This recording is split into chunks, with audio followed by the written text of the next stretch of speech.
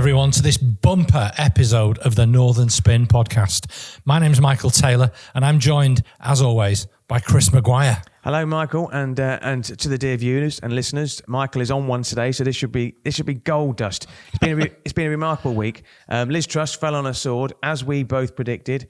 We didn't predict Boris Johnson coming in on his charger and then having to announce he was withdrawing. And now we have Rishi Sunak as the new Prime Minister. Congratulations to Rishi as the new PM. Yeah, whatever. Anyway, before we get stuck into what's been going on in politics, let's have a big shout out to our sponsor, Oscar Technology, who were named as the top recruiter by the Sunday Times 100 Best Small Companies to Work For. So, Chris, you work in that whole world of technology and tech companies.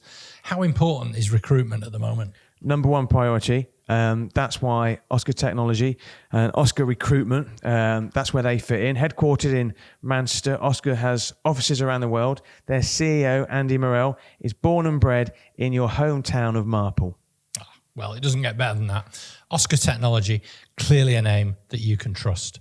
Anyway, Chris, we're also, thanks to your hard work in preparing for this while I've been on my jollies, we're now on Twitter. So please follow us at Northern_spin1. And we've got quite a few followers already, actually, haven't we? Yeah. I mean, we're recording this on Tuesday morning, so we could have a new Chancellor by tomorrow, by the time this goes out. But when I just checked, we had about 65 followers in less than 24 hours. So we haven't got the 100 that we need to get through to the next round. But I'm pleased so far. Yeah, good. So we are going to talk about Johnson and Truss, but let's start by talking about Rishi Sunak. Is he the man to save the Tories? And what does this mean for the North? So, Chris, tell us about your little poll you did on LinkedIn. Well, it's interesting, actually, that you can't bear to call Boris Johnson by his Christian name, and you can't call Liz Truss by the name Liz. You just call him Truss. But you did use the name Rishi and Sunak in the same sentence. So pleased with that. I did a little poll on LinkedIn, only a small one, asking which party people would vote for if there was an immediate general election, which of course there won't be. You like your little polls, I do, shows yeah, of hands, don't you? Yeah. I'd just like to get a little feel in terms of sense check what the... I think you guide the room too much so people don't put their hands up. Yeah, well, I mean, I'm taking a leaf out of Boris Johnson's book. So I just asked the question, who would you vote for? And of the 200 and some odd votes that we got, 16% said Conservative, 65% said Labour, 19% said Other. Now, much bigger polls have put Labour 36 points ahead of the Tories. And I think it gives you a sense of the challenge facing Rishi Sunak. That's why Labour will carry on calling for a general election, and that's why the Tories will say no, because it would be an absolute massacre. The other thing to say, there is no such thing as the Conservative Party. What you've got is a series of very disparate, marginalised parties coexisting under the banner of a Conservative Party. Now, the two things Sunak's got in his favour is that the economy is his strongest hand, certainly a lot stronger than his Truss's, so he won't make any unfunded tax cuts that sunk Truss's government. And secondly, the Tories can't replace him before the next general election without going for an immediate general election. So Labour's lead, I predict, and I'm on a good run of predictions at the moment, Labour's lead will narrow. But right now, I think it's all about damage limitation. The question I'd ask you, Michael, is do you think Rishi Sunak will be a good PM for the North? I'd like to broaden it out and say, will he be a good Prime Minister for the country? I think, to be fair, he will be an improvement on Liz Truss. He's remarkably young. I mean, the magazine we used to edit, Chris, had a feature called The 42 Under 42. He would be in it. They could put him in the Yorkshire 42 Under 42 this year for his age and youth. Remarkably inexperienced. He's got an enormous job on his hand that I'm not convinced I think he's got the measure of. I mean, just have a little look at his track record as a Chancellor. He gained a lot of popularity as Dishy Rishi, the guy who was basically handing out free money as he funded the furlough scheme. He did his remarkably ill-conceived Eat Out to Help Out programme, which I thought was a needless waste of money. I think the sorts of people who would have ate out would probably have eaten out once lockdown restrictions had been eased anyway, because people had accumulated a lot of money when they were working from home without commuting and other kind of lunch costs. So I thought that was unnecessarily and just a piece of naked popularism. And bear in mind as well, his budget was hopeless. It was really, really counter to all his fiscal prudence that he's now going to have to start preaching, whilst presumably Jeremy Hunt's going to continue as Chancellor to try to undo the absolute catastrophe that Kwasi Kwarteng and Liz Truss have unleashed. He announced, let's not forget, spending increases by departments, the largest increase ever of 3.8 billion a year. I mean, how is he going to justify that? And how is he going to kind of have the narrative rhetoric to defend that and sustain that while he's Prime Minister with a Chancellor who's actually preaching austerity too? I think the world has changed a lot since 2019. I mean, if he tries to stick to the manifesto that the Conservatives... 21, this is last year, Chris. Yeah, but if we look at... But the world's changed immeasurably since 2021. I think you're being a bit harsh on him in terms of talking about his budget. Bringing up his track record? No, being an absolute disaster. I think he was quite safe. I didn't say be an absolute disaster. I think he was quite a safe Chancellor. That's what I said. Yeah, absolutely. And quite a boring Chancellor. But right now, I think we probably want a safer and probably a more boring Chancellor than certainly we've had in the recent history. I think to quote Liz Truss, I think the jury's out on him as a PM. Why do you say that? In terms of what? The jury being out. Well, because I think you mentioned before, he's relatively unproven. I mean, he's had a big job at the at number 11. But what I would say, I mean, he's been an MP for 7 years. I mean, he's 42. I mean, what I love, listening to various podcasts on the way into this today, he's the smallest Chancellor the smallest PM in 200 years. Oh, there you go. At 5'6". People's physical appearances. That's 5'6". No, I'm not saying that. You I'm can't just repeating. stop yourself, can I'm you? just saying. That's what people have said. He's the smallest PM in 200 years. He's the youngest PM at 42. He's the richest PM with an estimated wealth, mainly from his wife's side, of £700 million, etc., etc. Billion. No, 711 million. That's right. Yeah, him and his wife between them, and obviously he was a very successful banker in his career at Goldman Sachs. But I don't think any of that matters if he does a good job as PM. Right. So I never said he was going to be a disaster. I think you mischaracterised what I was saying there. I do think there's a sense at the moment that the grown-ups are back in charge. I'm so pleased that we avoided the whole circus with the other one coming back. But what I'm really, really, really annoyed about is the Northern MPs. You asked me, to be fair, will he make a good Prime Minister for the North?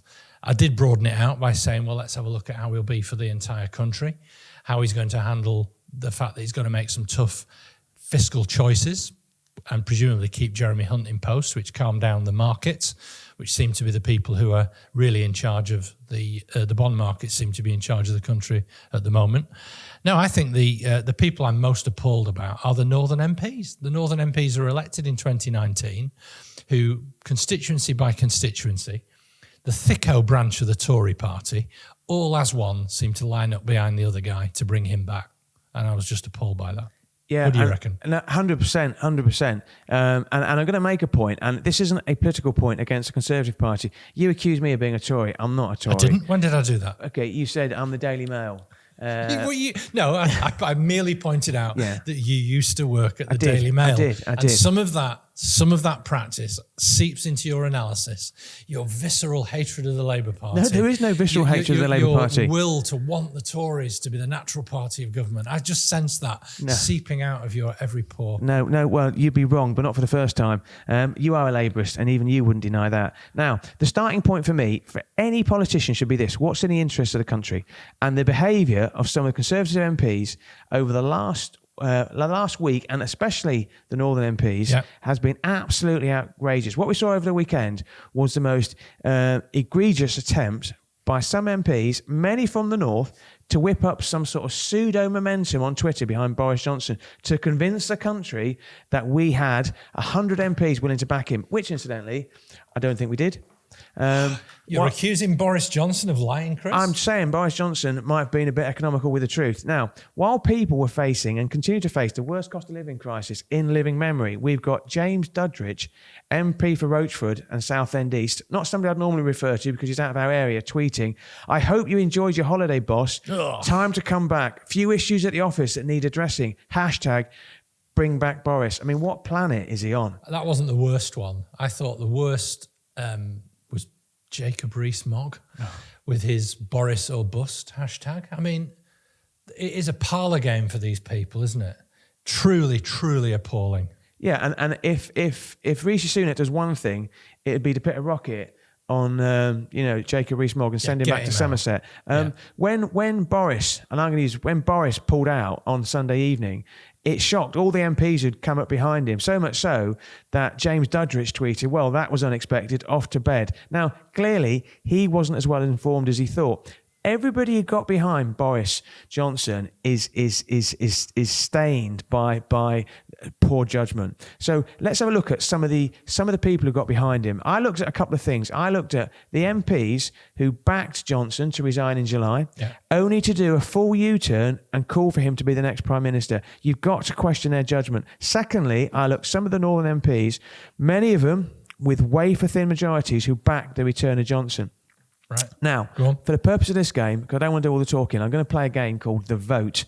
I think this could take off. Did you see Squid Game on Netflix? Yes, I did. Okay, yes. Now, what I'm not suggesting is that we basically subject all these Northern MPs who let themselves down to a series of physical and psychological tests with only the winner surviving. But what I do want to do is I want you to decide whether or not you think these people, based on my description, should be saved at the next general election. Do you understand the rules of the game? Yeah, but I think I'm going to say don't save any of them, or all of them. Come on, all right. I will indulge you on this. Let the games begin. Our first contender, Michael, is Simon Clarke. Simon is the MP for Middlesbrough South and East Cleveland. He's also the Levelling Up Secretary and has been an MP since 2017. In July, he posted this about Boris Johnson's resignation. I'm deeply saddened, but this is the right decision. The country needs ministers in key posts, but this situation is impossible. Fast forward 3 months, and he backed Johnson to succeed Truss as Prime Minister and said this: Boris is the person trusted by voters to level up opportunity across the country from north to south. Then on Monday he tweeted, Rishi Sunak is the right person to assume the immense responsibility of being Prime Minister and will have my full support. Michael, would you save Simon Clarke? Absolutely not. How many U-turns is that? Well, if you do a U-turn on a U-turn, follow it by a U-turn, you're in the same position you were at the start. So he could argue that he's not done a U-turn. Absolutely outrageous. Well, as far as I'm concerned, then, he can get in the same polluted sea that his mate Ben Houchen, the mayor of Tees Valley, has killed all those shellfish off the North Sea in. Just for the points, for the fairness, Ben Houchen, of course, would say that he's like not him, responsible. No, I think he's got a good profile, and I've spoken to people in Teesside who like him, but I don't think you can pin the death. He's like the Boris Johnson of it, though. It's all huff and bluster. You can't point the death of crabs and lobsters at Ben Houchen's door. You can. Well, Ben Houchen would disagree. Next on this game. And he questions the evidence of the marine scientists who've actually analysed the water that have killed all these shellfish in the North Sea. Let's invite him on the show. Ben Houchen, you're invited onto Northern Spin to put your side of the story forward and argue with Mr. Taylor. Next, we have Lee Anderson, MP for Ashfield, which I'm including in the North Just. It's more Nottinghamshire. He won in 2019 with a majority of 5,733. In July, Anderson withdrew his support for a beleaguered Boris Johnson and said this, I quote, integrity should always come first, and sadly, this has not been the case over the last few days. Fast forward to October the 22nd, couldn't find him on Twitter. A lot of MPs have taken themselves off Twitter. He took to Facebook to write, my choice, Boris Johnson just called me. We have had a long chat about everything past and present. My inbox is full of BBB, bring back Boris. Ugh. I'm drawing a line under it. Boris has my support. Michael, are you saving Lee Anderson? No, I'm not. And I think anybody that's how desperate Johnson was that he has to ring people like Lee Anderson. Do you know he used to be a Labour councillor? Yeah, he was leader of the council in Nottinghamshire. Didn't he swap from Labour to Conservatives in 2018-19? Something like that, yeah. And he beat Gloria Del Perro, who was the MP there. Yeah. Anyway, he's in private eye this week or this fortnight because he likes to thank good lads in his constituency from a scooter club in Ashfield. And one of the people that he likes is pictured with a T-shirt with no remorse, white power on it. Neo-Nazi groups. So they're the good lads that he likes to align himself with. You'd say that was more poor judgment than him endorsing the people in those neo-Nazi Another T-shirts. example of poor judgment. Okay, like the one supporting Boris Johnson. Next, so basically we've got no for these two. Next we have Anthony Higginbotham, MP for Burnley and Padiham, who was elected in 2019 with a majority of just 1,352. He wrote in July in the Burnley Express, "Loyalty matters, but as the MP for Burnley and Padiham, my first loyalty is and always will be to you, the public. It's for that reason that I can no longer, in good conscience, continue supporting the current leader, Boris Johnson, of my party." You're not going to tell me he changed his mind, are you? Yeah, pick yourself up off the floor, because that's exactly what he did. After Liz Truss resigned, Mr. Higginbotham wrote, "Over the last 24 hours, my inbox has been inundated with messages.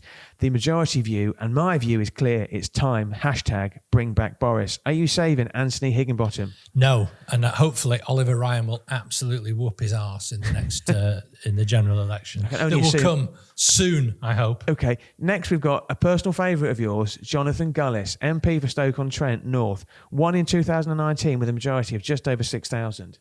In July 2022, he resigned, I quote, "with a heavy heart as a parliamentary private secretary to the Secretary of State for Northern Ireland." But in October, he said, "I hope Boris will come back." Are you saving Jonathan Gullis? No, I'm not. I really dislike Gullis. There's a real aggression about him. I've seen him interviewed on TV news a few times. I've seen him absolutely baying in Parliament. You know, when Johnson used to get his backbenchers whipped up with, his bunterish insults to Keir Starmer at PMQs, you could always see Gullis on the second row roaring on with his teeth grinding like he was kind of fired up by something unnatural. And he's got a real snarling bully look about him. No, I don't like him at all. So I have great pleasure in pointing out his hypocrisy and saying I hope he can get in the sea as well. See, politicians, there's not a sea in Stoke, is there? No. Okay, but he could go to the sea. Get in the clay. Get in the clay. The canals. Okay, politicians are allowed to change their mind. Absolutely, we all change our mind. But to make such a dramatic U-turn in 3 months, and to say that somebody who you wanted to resign should now come back, is absolutely absurd. And what it does, it makes a mockery of us as a country. You've just been to Porto, and we're a laughingstock.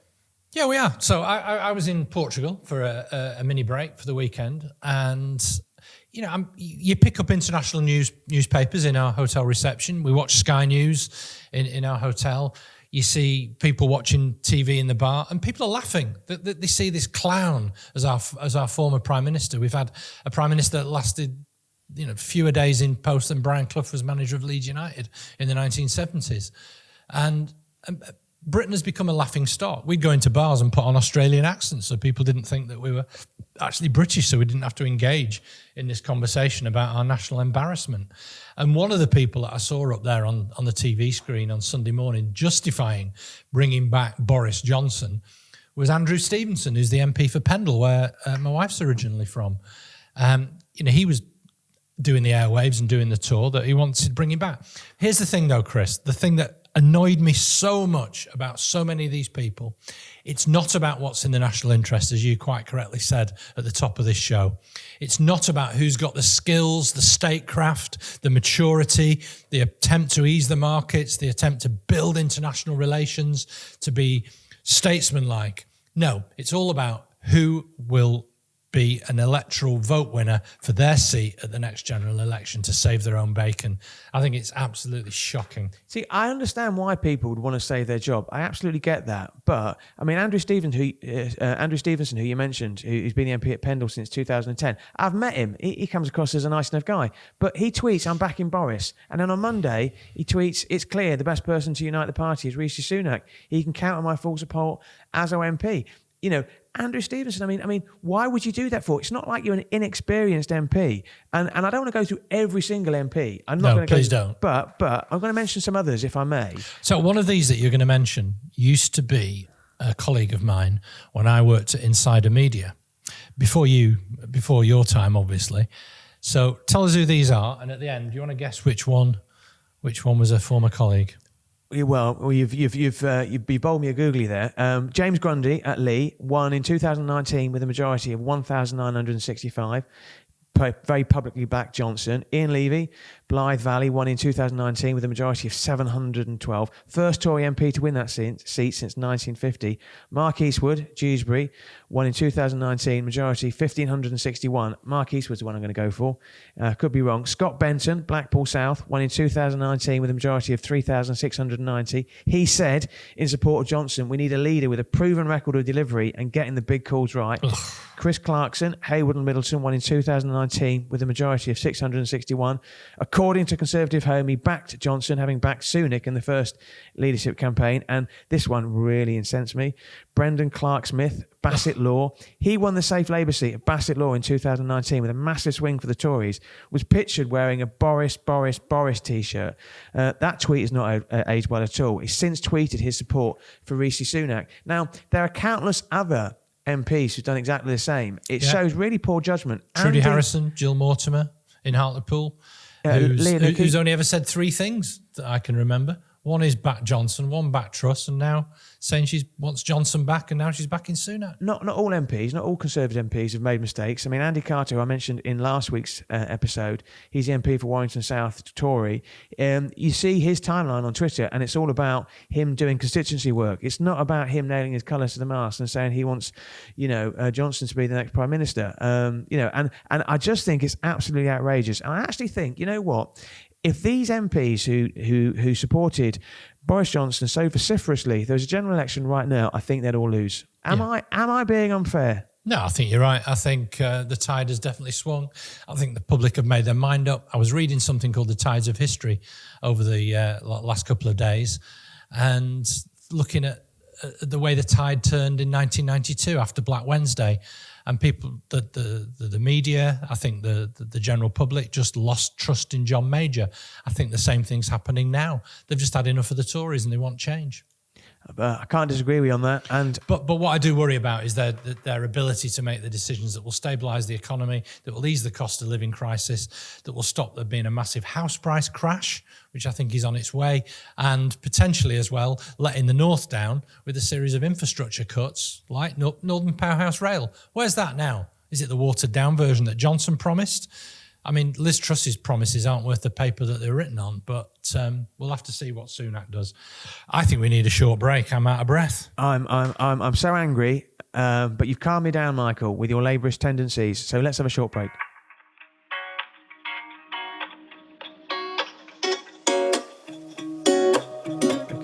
So we're back after the interval, and it's just occurred to me, Michael, that you asked me a question. You said, which one of these MPs used to work with you at Insider Media? I guessed at Mark Eastwood at Dewsbury, who won in 2019 with a majority of 1,561. No, you didn't. You just James Grundy from Lee. No, I said James Grundy off air, but then when I looked at the names, I did a U-turn. I'm allowed to do a U-turn. It's in vogue, and I guessed at Mark Eastwood. Am I right or wrong? You are right. I got a phone call after the 19 general election from an old colleague, Andy Coyne, and he said to me in that kind of hushed tone where you drop your voice, he went, "Have you heard about Mark Eastwood?" And I thought he was going to tell me he died. And I went, "No, what?" He says, "Oh, he's the MP for Dewsbury." And honestly, my jaw hit the floor. I mean, I don't mean to be mean about him, but I don't ever recall having a conversation about politics. And, there's no reason why we should have done. But he was a salesman in the Yorkshire sales team, and he went on to become the MP for Dewsbury. Oh, well. And now he supports Boris Johnson, so he's dead to me. Well, we've got a lot to talk about because we do need to discuss Liz Truss. Yes. Okay. What a disaster. Yeah, absolutely. What an absolute disaster that proved to be. So do you want me or do you want you, or should we alternate in going through? We could even do some gentle music over this, couldn't we? About absolutely. Liz Truss's inherentance. Yeah. And her legacy. So let's have a look at some of her calamitous mistakes. Yeah. You first. Well, they produced a video, of her best moments. It's a short video. I think I'd take the first one. Okay, the first one was getting rid of Tom Scholar, the most senior civil servant in the Treasury. Smacked of arrogance for her and Kwasi Kwarteng, and it was actually the first seed of her eventual demise. Yeah, it is. It's that whole idea that we're doing away with Treasury orthodoxy because we know better than people who've been doing it all their lives. She also packed her cabinet with people who supported her. I heard a really terrible story about how she sacked Johnny Mercer, the Veterans Minister, who seems like a decent enough bloke for a Tory. I like him. Yeah, he sticks up for soldiers, doesn't he? Maybe maybe you have a different view of that if you had a family member who was killed at Bloody Sunday, but there you go.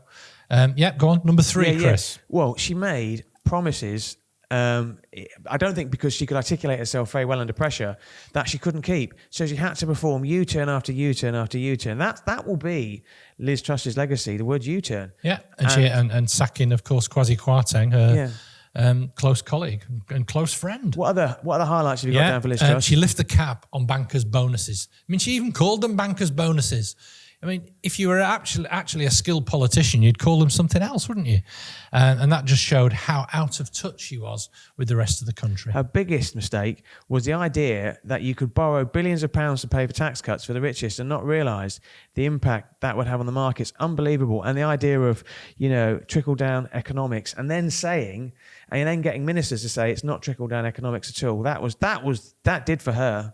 Yeah, she also said she was going to lift the ban on fracking, which adversely impacts the north and is an energy source which pumps more hydrocarbons into the atmosphere, thus making it even more difficult for Britain to achieve its net zero target. But it did, of course, give us the great interview with Graham Liver on BBC Radio Lancashire, your friend. Yes. She ditched levelling up completely.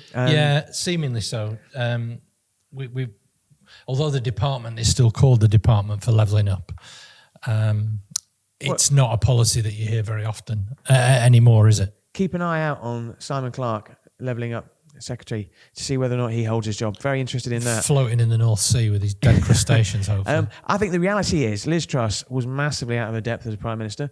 Although her reign at the top might have only been 50 days, if you're trying to get a new mortgage or a remortgage, like I'm trying to do at the moment, we're going to be paying for this for years and years to come. Yeah, absolutely terrible. Can I just say, Chris, at this point, I just want to pay a little bit of a tribute. I know you always accuse me of being over Labourish, and I take that on the chin. I have been a Labour candidate in the past. I do work in a political role for a local authority. But I just want to do a little tribute to William Wragg, who's my MP in Hazel Grove in Stockport. He's had a bit of time off work recently because his depression's come back. He's been very brave about it. It was actually during the hustings, during the election, that I stood against him, where he talked about his battles with depression, and I did encourage people to support him for his bravery in coming out about that. He's been really bullied by the whips in Parliament because of his stance against Boris Johnson. I don't agree with him about Brexit, and I'm not happy about the fact that his office was opened by Boris Johnson when he was Mayor of London in the centre of Marple. But Will's been really brave, and last week he stood up and he railed against the fact that the Tories had made it a whipped issue, a vote of confidence issue about fracking. He's against fracking, but he said he would have to vote for it or he would be stripped to the whip. He wouldn't be able to be the vice chair of the 1922 committee, and he wouldn't be able to continue to scrutinise the government on the other, I think it's the Public Policy Committee that he's the chair of. That's kind of conducting himself as an MP. And he said he said openly in Parliament his letter about Liz Truss has gone in. So I hope you get better soon, Will. I hope you're doing well. You're very welcome to come on this podcast, and I will gently chide you about your stance on Brexit and some of your ridiculous NIMBYism on some local issues in the Hazel Grove constituency. But well said, and I would echo all of that. It comes back to the point we made on the last episode of Northern Spin, though there are some really good MPs out there, backbench MPs, and William Wragg's clearly one who's a very good MP. And yeah, we hear Jacob I didn't say he was a very good MP. I did stop short of that. Okay. So I just wondered if you'd gone completely blue. No. But there are MPs out there who are much better than, I think we can agree on this, the likes of Jacob Rees-Mogg, Nadine Dorries and Michael Fabricant. I mean, what's he all about? These people aren't an asset in the next general election. I don't know, we sort of spoke about it briefly last week, but Charles Walker, the backbench Tory MP, on the night of the fracking vote, he spoke for me when he said, I've had enough of, this is before Liz Truss has handed in a notice, I've had enough of talentless people putting their tick in the right box, not because it's in the national interest, but because it's in their own personal interest to achieve ministerial positions. Now, he's standing down in the next general election, but he is the sane voice of the Conservatives that we need to hear. Well, just to temper that a little bit, this is somebody who's supported Brexit. He's supported every austerity measure since 2010. I'm not prepared to cut them quite as much slack as you are. But he's absolutely right. People have not been promoted on merit. There are a whole swathe of people in cabinet positions or in junior ministerial positions. I'd reserve a certain amount of ire for Andrea Jenkins, who was the MP for Morley Outwood, somewhere like that, in Leeds. She did. She beat Ed Balls.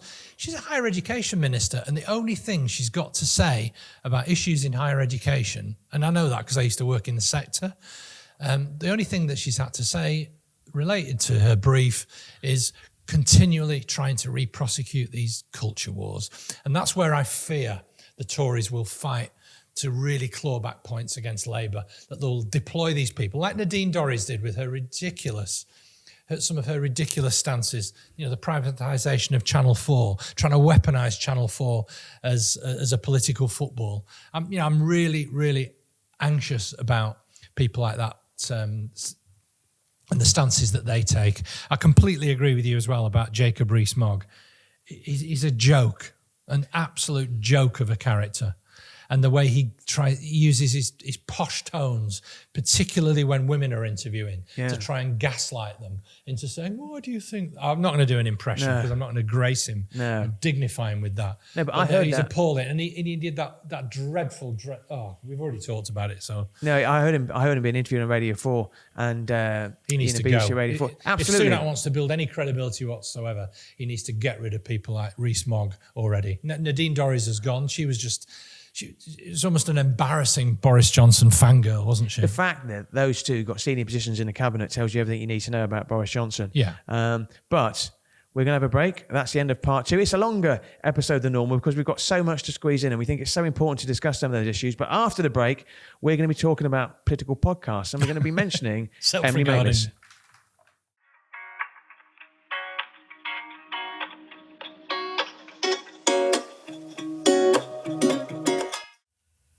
Welcome back to part 3 of the Northern Spin podcast. So, Chris, what other political podcasts do you listen to, and what was your inspiration for us doing this one? Well, I should just mention actually that according to the Apple podcast charts, we're not big in Switzerland anymore. We're big in Portugal. We might be, but I think our podcast got to number 3 in the government section, according to Chartable. I might be misreading the figures or using them for our benefit, but I think we got to number 3 in the Apple podcast charts. So very pleased with that. No, I listen to pretty much anything. Newscast, Adam Fleming is brilliant. The rest is politics with Rory Stewart and Alistair Campbell. Love that one. Red Box with Matt Chorley, who incidentally responded to me on Twitter at the weekend. He's not from Chorley, is he? He's not from Chorley, but he did a programme in Chorley, but he's great. Any tweets about Chorley he likes, which is really nice. Coffee House Shots, I like that one. And that's the Spectator, isn't it? Yeah. A bit posh for me, but I like it. And News Agents, which is a new one with Emily Maitlis, John Sopel and Lewis Goodall. They're all great journalists. Yeah, excellent. Good. No, that's a good selection. I listen to the New Statesman podcast. Andrew Marr pops up on that. I think Anoush Shakalian is one of the best political journalists working in this country at the moment.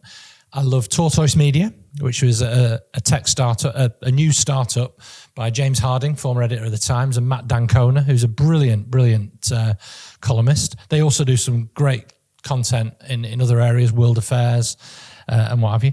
I like The Mill. The Manchester Mill, they do a terrific podcast with Daryl Morris and Yoshi Herman. That's particularly good. Of course, there's the Northern Agenda one that Reach Media do. Yeah, Mr. Parsons. Yeah, and Politics on the Couch by Raphael Baer, produced by my old pal Phil Berman. That's a few others that I listen to. Raph works for The Guardian, of course. I think it's really important to listen to different podcasts as well to get different views. Yeah, definitely. So that we can sound more informed. And I also listen, of course, to the BRFCS podcast on... oh, no, that's Blackburn Rovers. That's the Blackburn Rovers one that you're involved with? I am. Absolutely. Yeah. Absolutely. Emily Maitlis, what do you want to say about her? I like Emily Maitlis. I think she's a terrific journalist. And she's been on a bit of a journey. So she was at the BBC, she was on Newsnight. She got into trouble for some analysis that she did around the whole Dominic Cummings going on his eye test trip to Barnard Castle. And she said, the public are at odds with this. The government can't see it, and I don't understand why. and she was put under intense pressure.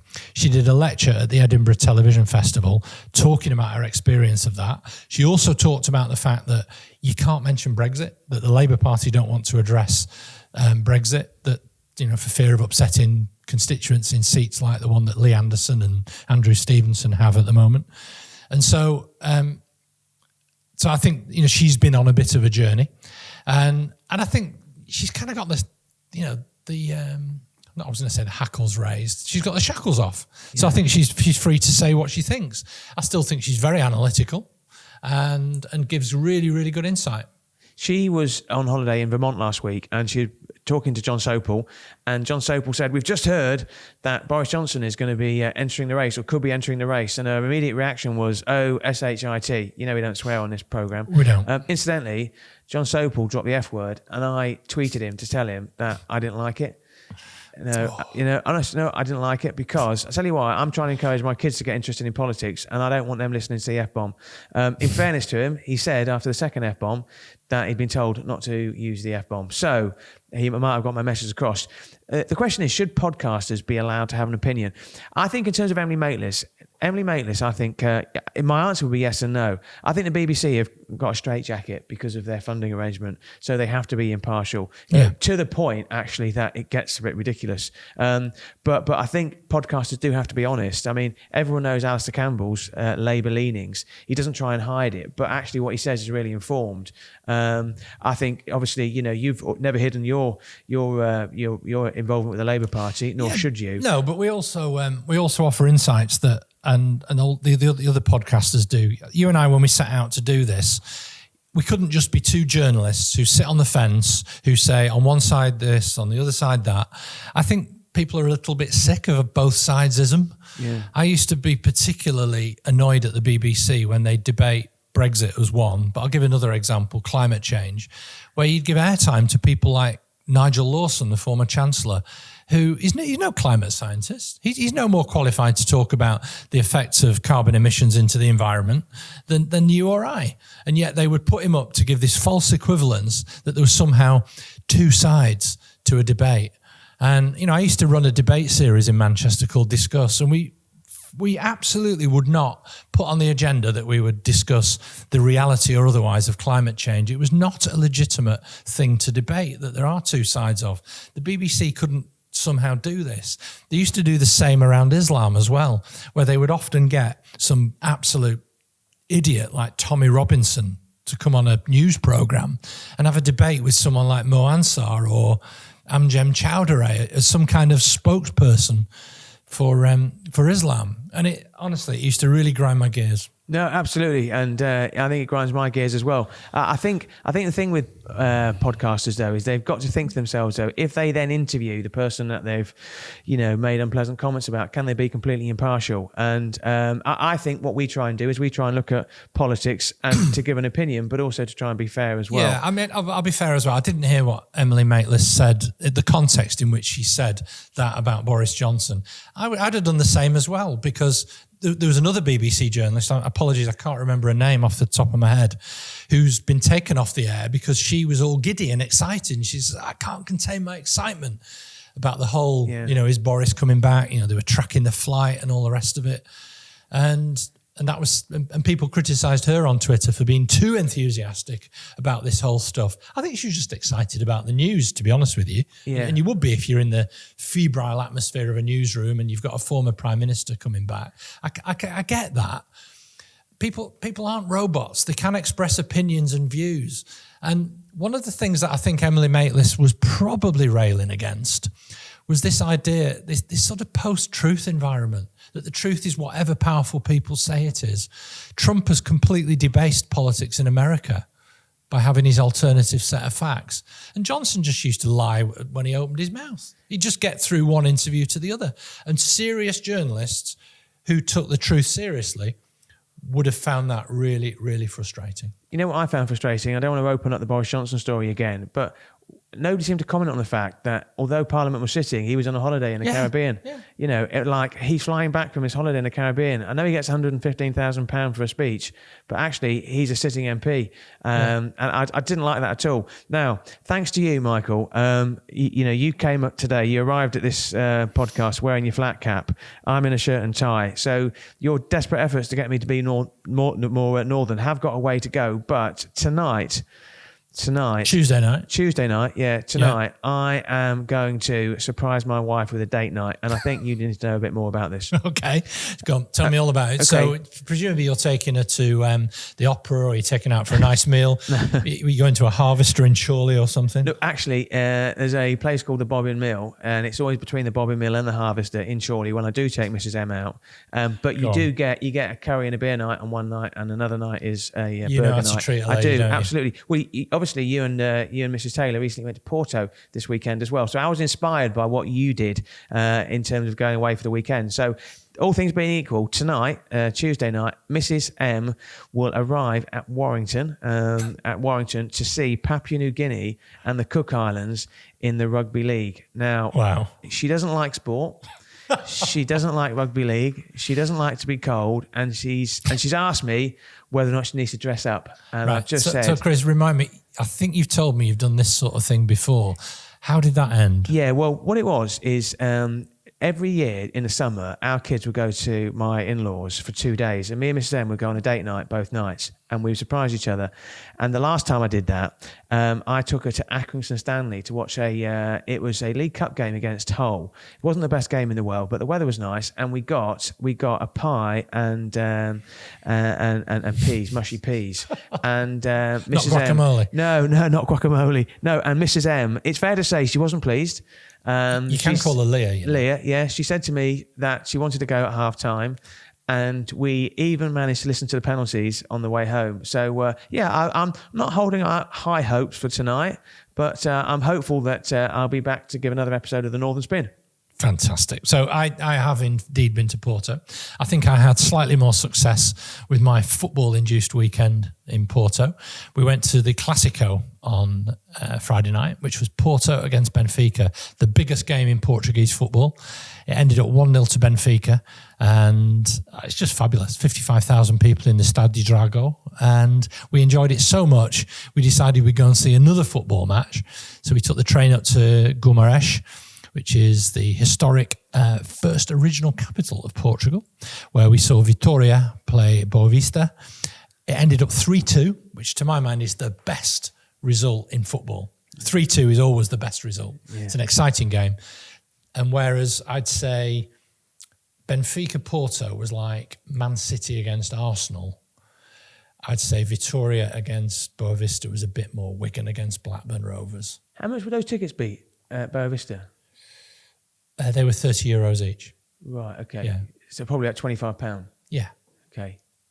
Whereas don't even ask me how much the Porto Benfica tickets were, because I bought them off a ticket tout whatever they are, for a lot of money. But it's worth it. It's worth it, absolutely. So, right, that's all for us on this bumper edition of Northern Spin. We're also now on Twitter, so can I remind you to follow us on @NorthernSpin_spin1. I'll say that again, @NorthernSpin_spin1. Is there a spin two? No, well, unfortunately, there is a Northern Spin. So as a consequence, I had to use the hashtag #Northern_spin1. Great. But if you follow both of us, you'll see it on there. So can we ask you to give us a 5-star review on Spotify? Can you do us a proper full-out review on Apple? Tell all your friends, family and foes to give us a listen. Thank you to What Media, again, for producing this podcast. They do such a great job of it. Oscar Technology for sponsoring the show. Elliot Taylor for providing the music with his track New Beginnings. This has been Northern Spin. I'm Michael Taylor. And I'm Chris Maguire.